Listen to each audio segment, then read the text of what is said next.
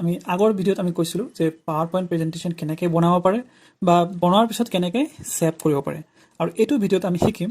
যে PowerPoint প্ৰেজেণ্টেশ্যনৰ লগতে আমি প্ৰেজেণ্টেশ্যন বা স্লাইডত কেনেকৈ ক্লিপ আৰ্ট আৰু পিকচাৰ ইনচাৰ্ট কৰিব পাৰোঁ সো ক্লিপ আৰ্ট আৰু পিকচাৰ কেনেকৈ আমি ইনচাৰ্ট কৰিব পাৰোঁ কেনেকৈ লগাব পাৰোঁ এটা স্লাইডত সেই দুটা বস্তু আজি এইটো ভিডিঅ'ৰ সহায়ত ক্লিয়াৰ কৰিম হ'ব সো মই 3rd নম্বৰ স্লাইড লৈছোঁ ইয়াতে আমি সেই বস্তু দুটা কৰিম ইনচাৰ্ট কৰিম সো ইনচাৰ্ট কৰাৰ লগে লগে কি হ'ব সাপোজ মই ইয়াতে এইটো বস্তু অলপমান এনেকৈ লৈছোঁ সো ইয়াতে মই এটা লিখিছোঁ suppose what is a computer so ইয়াতে মই কম্পিউটাৰটো লিখিলোঁ সো লিখাৰ পিছত মই এটা আনচাৰ লিখিম suppose A computer is a electronic device so এইখিনি লিখিলোঁ মই সো এইখিনি লিখাৰ পিছত আপুনি যদি ভাবে যে মই এইখিনি লিখাৰ সাপোজ মই এইটো অলপ ফৰ্মেটিং কৰোঁ সো এইখিনি আপুনি লিখাৰ পিছত যদি আপুনি ভাবে যে এই বস্তুটো ঠিকে আছে মই লিখিলোঁ কিন্তু মই কি কৰিম লগালগ এটা সাইডত এটা কম্পিউটাৰৰ এটা পিকচাৰ দিম বা তেনেকুৱা এটা ক্লিপ আৰ্ট দিম ঠিক আছে মই এইখিনি লিখিলোঁ সো এইখিনি জায়গাত মই এটা কম্পিউটাৰৰ তেনেকুৱা ক্লিপ আৰ্ট লগাম সো সেইটো কেনেকৈ লগাব আহক আমি চাওঁ সো এইটো আপুনি লিখাৰ পিছত কি কৰিব ইনচাৰ্টত ক্লিক কৰিব তেনেহ'লে তাৰপিছত কি কৰিব ক্লিপ আৰ্টত ক্লিক কৰিব সো ক্লিপ আৰ্টত ক্লিক কৰাৰ লগে লগে আপুনি এইটো চাব ৰাইট সাইডে বা খ সাইডে তেনেকুৱা আপুনি চাব সো ইয়াতে আপোনাৰ বহুত কেইটা ক্লিপ আৰ্ট আহি আছে সো ইয়াৰ পৰা এতিয়া আমি বিচাৰিব লাগিব যে কম্পিউটাৰ বা তেনেকুৱা ধৰণৰ ছবি বা তেনেকুৱা ধৰণৰ পিকচাৰ আছে জানো ক্লিপ আৰ্ট আছে জানো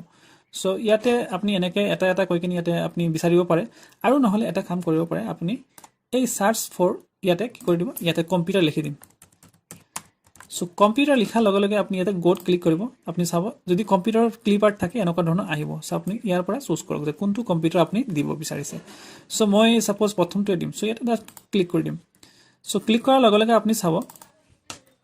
ইয়াতে আহি কেনে ইনচাৰ্ট হৈ যাব এইটো ঠিক আছে ইয়াতে ক্লিক কৰাৰ লগে লগে ইয়াতে আহি কেনে অটোমেটিকলি ইনচাৰ্ট হৈ যাব আপুনি এই ক্লিপ আৰ্টটো লৈ কেনে ইয়াতে এজ পাৰ আপোনাৰ যিমানখিনি লাগে তেনেকুৱা ধৰণৰ আপুনি ইয়াতে কৰিব পাৰে ঠিক আছে চাগে মোৰ দুবাৰ ক্লিক হৈছিলে সেইকাৰণে দুটা ক্লিপ আৰ্ট আহিছিলে ইয়াতে সো এনেকৈ ক্লিপ আৰ্ট দিয়াৰ পিছত আপুনি পিকচাৰটো আকৌ চাইজ কৰিব পাৰে যে কেনেকুৱা ধৰণৰ আপুনি পিকচাৰ লগাব চাওক ইয়াতে দিয়া আছে সো এইটো ফৰ্মেট মেনু অটোমেটিকলি ক্ৰিয়েট হয় যেতিয়া আমি চাব ইয়াতে ক্লিক কৰাৰ লগে লগে ফৰ্মেট মেনু গায়ব আৰু ইয়াতে যদি পিকচাৰটোত বা ক্লিপ আৰ্টটোত আমি ক্লিক কৰিম তেতিয়া কি হয় এইটো চাওক তেনেকুৱা ধৰণৰ ডিজাইন আহে আপুনি কেনেকুৱা ধৰণে পিকচাৰটো লগাব বিচাৰিছে সো ইয়াতে ক্লিক কৰি আপুনি বেলেগ ধৰণৰ আপুনি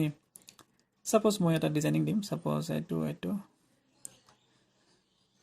সো বাৰু তেনেকুৱা ধৰণৰ আপুনি নিজৰ ইচ্ছামতে তেনেকুৱা ডিজাইন চুজ কৰি কিনে আপুনি লগাব পাৰে সো ইয়াতে এনেকৈ লগাই দিব সো এতিয়া চাইছে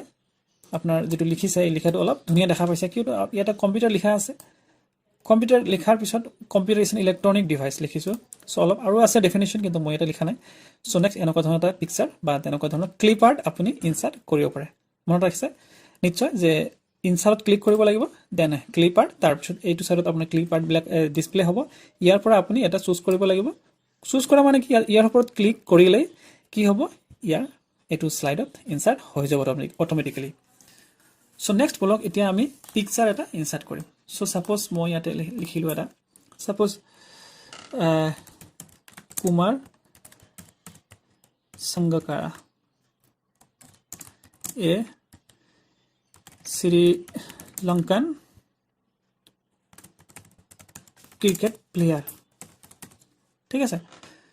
সো মই এইখিনি কথা লিখিছোঁ এতিয়া কুমাৰ সংগকাৰাৰ কথা মই লিখি দিলোঁ সো আপোনালোকে শুনক এতিয়া যদি যোনে চিনি নাপায় কুমাৰ সংগকাৰাক সো হয়তো তেনেকুৱা আইডিয়া কৰিব নোৱাৰে আৰু যোনে চিনি পায় সেই তাৰ কাৰণেতো কোনো প্ৰব্লেম নাই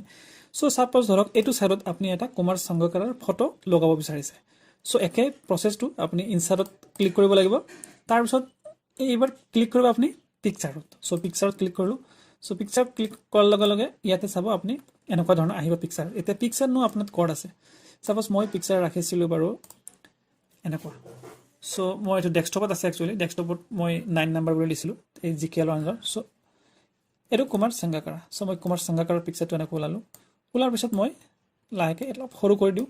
সো এনেকৈ ছাইডত দি দিলোঁ সো এনেকুৱা ধৰণে আপুনি দিয়াৰ পিছত এইটো আপোনাৰ যদি এটা ডিজাইন দিয়ে দিলোঁ সো এনেকুৱা ধৰণে আপুনি কি কৰিব পাৰে এটা ক্লিপ আৰ্ট বা তেনেকুৱা ধৰণৰ পিকচাৰ শ্লাইডত ইনসাৰ্ট কৰিব পাৰে আশা কৰিছোঁ আপুনি বুজি পাইছে যে আমি কেনেকৈ এটা ক্লিপ আৰ্ট আৰু এটা পিকচাৰ শ্লাইডত আমি ইনসাৰ্ট কৰিব পাৰোঁ সো ভিডিওটো ভাল লাগিলে নিশ্চয় লাইক শেয়াৰ আৰু সাবস্ক্ৰাইব কৰিব চেনেলটো লগতে বেল বটনটো প্ৰেছ কৰিব আমাৰ আপডেটেড ভিডিঅ'ৰ নটিফিকেশ্যন পাই থাকিবলৈ সো আজিলৈ ইমানে লগ পাম আকৌ এটা নতুন ভিডিঅ'ৰ লগত ধন্যবাদ